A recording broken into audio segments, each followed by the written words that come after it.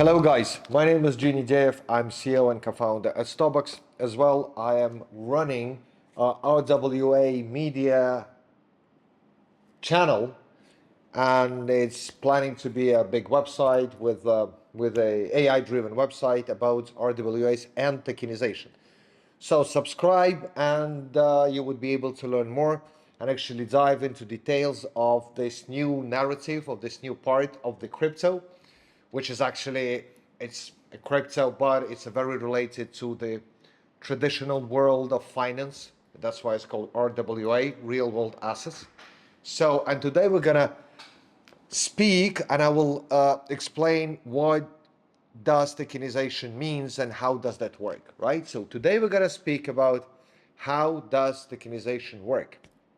And before we move on, let me just explain you that tokenization is the process, right, of converting the ownership rights for any asset, for the glass, for the phone, for whatever asset, for the real estate, for the corporate security, for a piece of art, doesn't matter. The converting of the ownership right from the paper-based form, right, or centralized ledger form to the blockchain, and this is in the form of digital token, right? So if I'm tokenizing real estate, the real estate would be represented, the ownership of the real estate would be represented in a form of digital token, blockchain token, and I will be a holder and you will maybe a holders. And so basically we could look at this real estate ownership through the ownership of these tokens. So that's the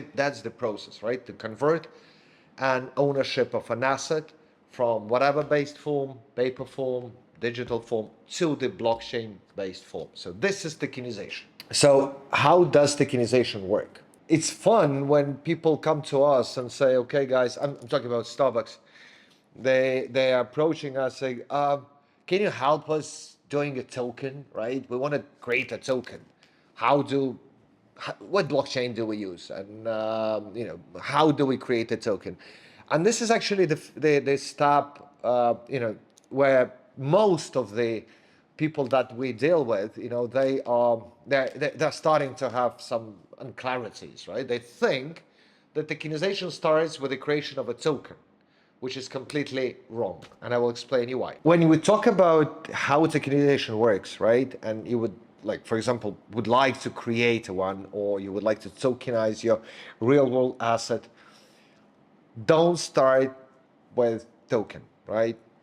It's definitely wrong way of the process. So we have developed a 6-step process here. I would like to share with you. Again, this is a very subjective steps, based on my own experience and my own knowledge, maybe some Stobox knowledge as well. But again, this is how we would approach tokenization. It doesn't necessarily mean that you have to do the same, but this is something that makes sense to us, and this is why we would like to share it with you, right? So instead of starting with a token and asking what blockchain, or is it ERC20 token, or is it BRC20 token, guys, the first step is strategic planning.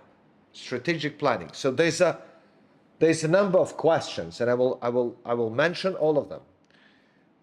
The first question is, when you think, right, why do I need a token? What business? Like, how do I frame? First of all, you should understand what are the economic rights. What is that you're about to do?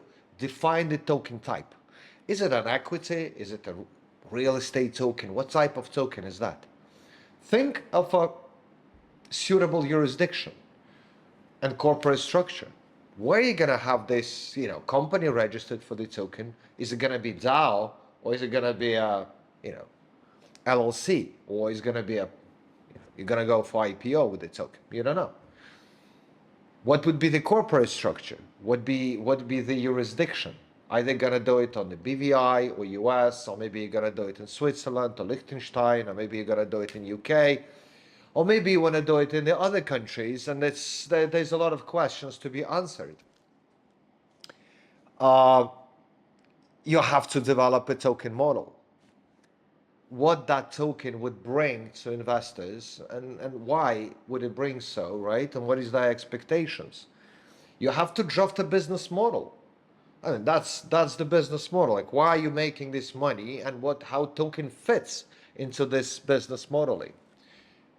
And then you have to find out what technical providers or what technical solutions would meet your requirements. The last but not the least, how your token would comply with existing securities regulations. I would tell you that most RWAs, unless it's a one piece art, we're not talking about fractional NFTs. I'm talking about like a Mona Lisa represented in the form of NFT. That it's an art. It won't be considered securities. In most other cases, regardless of the jurisdiction, whether it's a US or it's Europe with a MiFID, or most of the RWAs would be treated as securities, which implies that they have to be regulated in a form of securities regulations, right? Not necessarily like digital assets, but like digital securities. So all these things that I've mentioned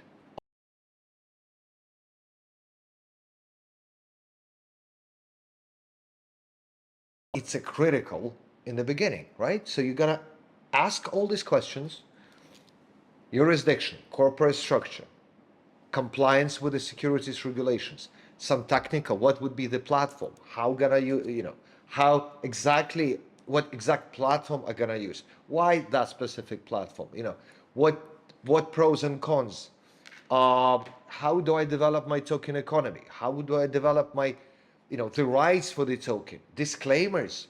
So all these things and bits and pieces have to come into one solid strategic project planning, right? Once you have it on paper, then it would be the next step. Guys, the second step, again, there's 6 steps. How do we see asset tokenization? The second step is preparing documentation, right? So the first, you planned everything, and now you start preparing. You start preparing for your investors. You have to sell your business. You have to sell your idea. Don't expect creating a token and you wait until somebody comes and buys the tokens. Okay, that was possible back in 2017, 2018, 19. We're living in a different, every day thousands of new tokens are created on the multiple chains, right? So it's not a miracle, right? You create 1,000 first tokens, so what? Nothing will happen. So the second step, start with thinking and pitching, right? First of all, do the pitch deck, do the business plan, the financial model. This is exactly what we're doing at the moment, right? With both RWA.Media, with Stobox, we're creating teasers, we're creating financial model, we're wrapping the whole thing up so investors would perfectly understand where they, how, in what assets are they voting with their money? What assets are they investing, are they purchasing? So you have to sell and create this, true business on paper, right? And explain and convince your investors to be with you, to invest in you. There's tons of opportunities on the market today. I'm not gonna mention all of them, and there's a lot of buzz, there's a lot of attention, and investors won't go for just a token because you need to be much more mature. Creating a pitch deck, business plan, financial model, drafting a financial model, creating all these teasers, and prepare your project documentation is the second most important step, right? So, and it doesn't take long. I mean, it doesn't take a lot of money. You don't have to spend a fortune with legal fees to do so. You don't have to start IT development before you do so, right? So decompose everything, create the plan, that I've told you, create project documentation, start showing to investors, ask if it's a good idea or not, see how public reacts, and then you'll be able to go for the third step. Guys, the third step in tokenization process, and it's a very critical one, is the legal structure and regulatory compliance. I mean, at first, as I say, RWAs mostly will be recognized as securities, so which means that both issuers and investors have certain limitations or certain regulations with respect to each other. And that's, first of all, that's a must from the company to show the investors the attitude with respect to the regulations. Issuers must respect regulations regardless where they're issuing from.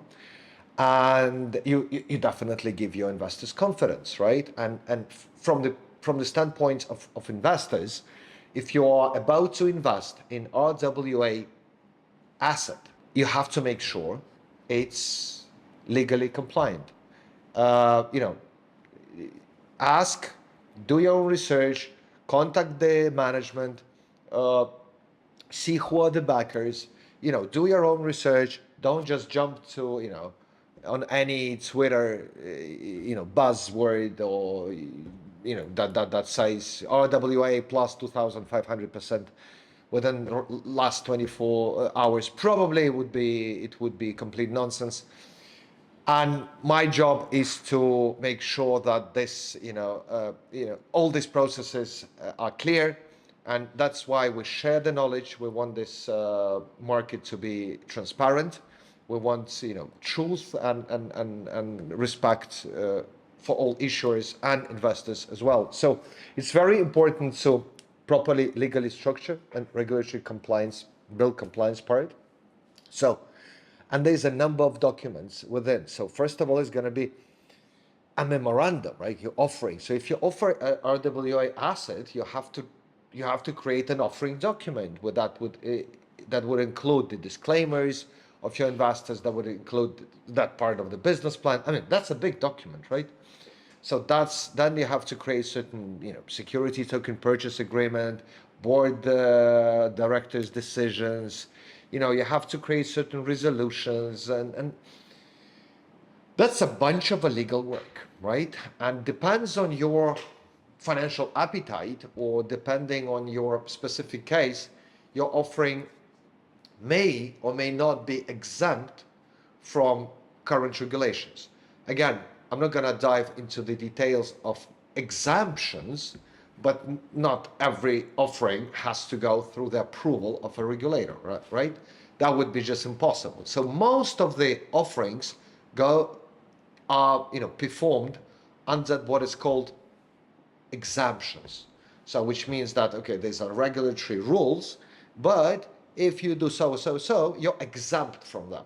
So we, because we work in this field, and we perfectly understand the landscape within the EU, for example, or US, or MENA region, we understand what would be the ideal cost to revenue structure for the specific offering. Sometimes business just aim for what is called, for the public offering. So which means that I'm gonna create a token and I will sell it to all the investors worldwide without the KYC. So that would be the most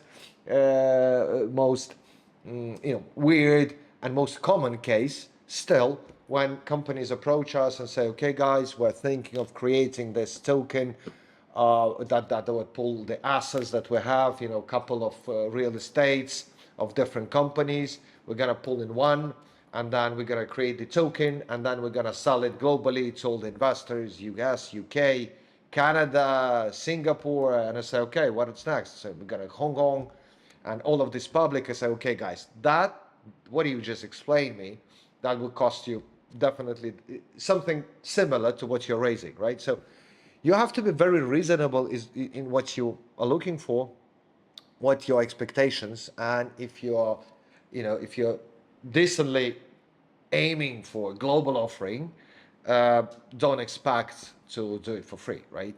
So it's a lot of nuances and a lot of details in it's a complex thing, right? Legal structuring, look at the lawyers, right? It's a complex thing. Even though the clarity is here, the nuances are, every single case is full of nuances. So the third step is the legal and regulatory compliance, and make sure you comply with them. Otherwise, sooner or later, you may have certain risks, inherent risks, and that risks may at one point of your business evolution may click, and that would be, you'll start having a number of problems.